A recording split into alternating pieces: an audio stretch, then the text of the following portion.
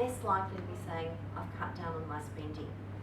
They're less likely to be saying that they're worried about interest rates.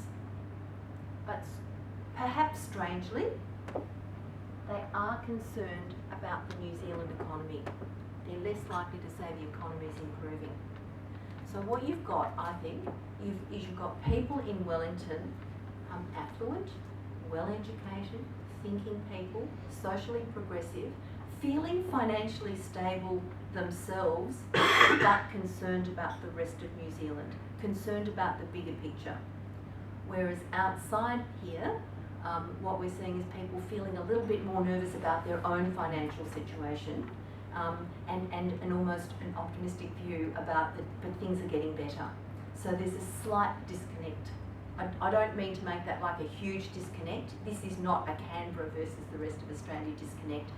It's much more of a nuanced thing, but it is the kind of thing that creates a different feeling in a particular region. Along with that, attitudes to the government. This is not surprising given those things. People in Wellington are less likely to believe the government's doing a good job. If they're less likely to think the country's going in the right direction, they're going to be naturally less likely to think the government's doing a good job. And marginally, but at least as likely to say they don't trust the current New Zealand government. I have to say those numbers as an outsider surprised me. I thought that Wellington would be sort of pro the government, being part of the government, but it's come out differently to what I would have predicted. Again, more numbers, we'll sort of skip through those because it's about the wealth and it's not surprising. The only thing here that I wanted to point out on is that Aucklanders are slightly more likely to be using credit. So people in Auckland, young, more likely to be using credit, and saying at the same time, there's another disconnect. I want to have safe investments. I'm a bit, I'm not really feeling financially stable, but credit enables me to do the things I need. So you can see that disconnect. I think it's largely youth. I think it's a youth focus, but there's that kind of difference in terms of feelings of financial stability and attitudes toward credit, which separates the two. Smartphones just kind of at the pointy end of technology, I suppose.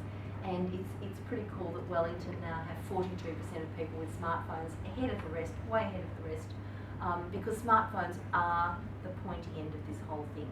And I think the next chart is really just using the internet, using VoIP, all of the technology areas. You'll see people in Wellington ahead of the rest. In terms of media, what we're actually seeing here will play to your vanity, I suppose. More likely to be reading newspapers. So what you've got if you compare Wellington and Auckland, Auckland's more likely to be TV, radio, and Wellington's more likely to be newspapers.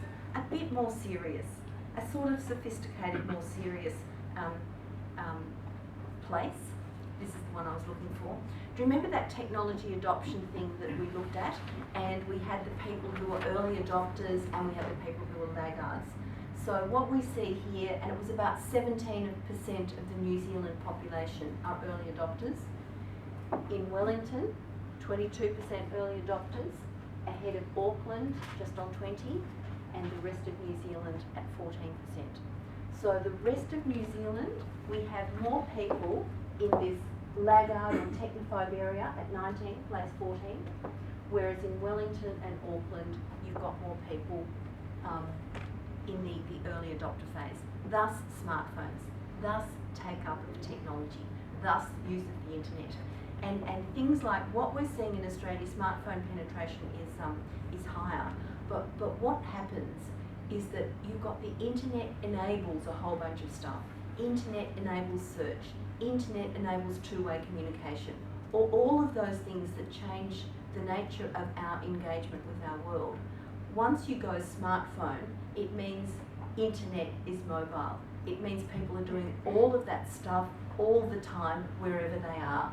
So it's like once you move to that stage, the technology just spirals. It's been like that, like really, really seriously cutting a swathe through everything. Once it goes mobile, it goes like that. So it's a really interesting time, and it's interesting to see that Wellington's charging right ahead. So, in summary, New Zealand's socially progressive compared to Australia, and increasingly so. The economic lens is still one through which New Zealanders are viewing everything. There's still an overwhelming concern about things economic. Comparing Wellington and Auckland, we see somewhat nuanced differences, not complete divergence, but Wellington, I think, probably emerges as the more affluent, more sophisticated, slightly more mature, not older, but more mature. There's the lacking of that kind of real young area, and more technologically advanced.